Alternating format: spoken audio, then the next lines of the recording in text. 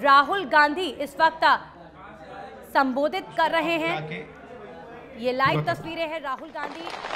तो पैदल तो खैर अभी नहीं चले हैं और शायद रजनी जी, शायद आपको प्रोग्राम बनाना चाहिए कि हम लद्दाख में भी थोड़ा सा पैदल चलें, क्योंकि लद्दाख को पीछे नहीं छोड़ना चाहिए।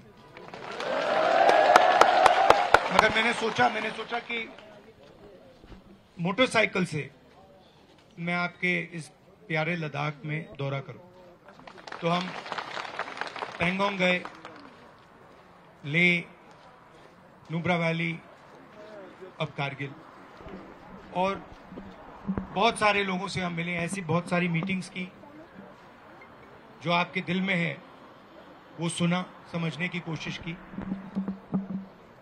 एक तो सबसे बड़ा मुद्दा है लद्दाख में, हर रीजन में, जो आपके रिप्रेजेंटेशन का मुद्दा है, जो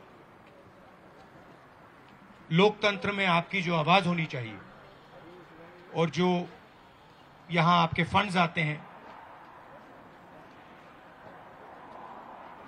उनके डिसीजंस कौन ले, वो सवाल है।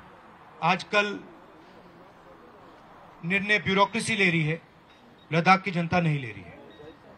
तो ये मुद्दा शायद सबसे बड़ा है। दूसरा मुद्दा, युवा कहते हैं कि बेरोजगारी बढ़ती जा रही है। शायद यहां भी वही मुद्दा होगा, हैगा।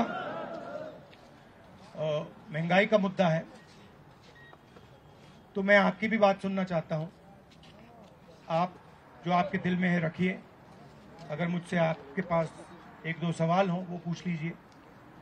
मगर मैं आपसे सिर्फ ये कहना चाहता हूं कि शायद लद्दाख से सुंदर जगह हिंदुस्तान में नहीं है। मतलब हर जगह और सुंदर मिलती है यहाँ पे।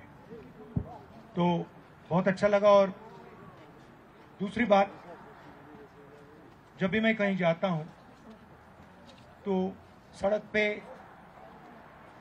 लोग लेबर करते हैं, आपने देखे होंगे। वो हिंदुस्तान से अलग अलग एरिया से आते हैं। कोई यूपी से आता है, कोई बिहार से आता है, मध्य प्रदेश से आते हैं, छत्तीसगढ़, झारखंड से आते हैं। तो मैं उनसे पूछता हूं कि कैसे हो, क्या हो रहा है।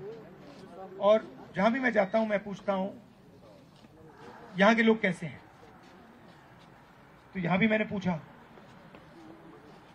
तो उन्होंने मुझे जवाब दिया कि लद्दाख के लोग देश में सबसे अच्छे हैं, मदद करते हैं, हमारे साथ मिलकर प्यार से काम करते हैं, इज्जत रखते हैं हमारी, और हमें यहां बहुत अच्छा लगता है।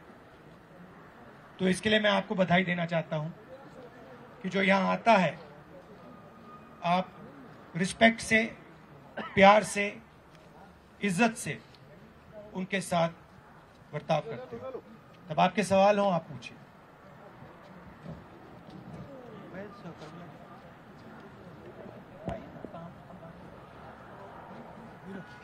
नीचे कैसे चलेगा? खुशामदीद राहुल साहब और मेरे सारे प्यारे दोस्तों, आप सभी का बहुत बहुत शुक्रिया कि आप सब जमा हुए यहाँ पे। और राहुल जी, आपका सबसे ज़्यादा शुक्रिया कि आप यहाँ पे आए और हमसे इंटरेक्ट किया।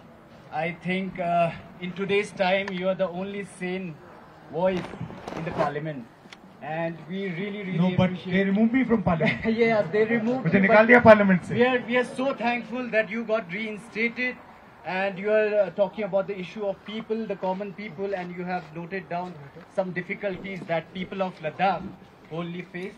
But I would like to add one more difficulty that we have. We have an issue of identity. Our Muslimness is under attack. Ladakh, especially, I am talking about Kargil. Kargil was promised the joint capital of Ladakh. But we haven't seen anything like a capital in Kargil. You have seen the roads, you have seen the level of development that is going around. You have seen the level of development that is going around. It is totally haphazard development, unplanned, ruthless. useless, you know, it's just like, it's a gimmick, it's a foul play that is happening with people of Kargil.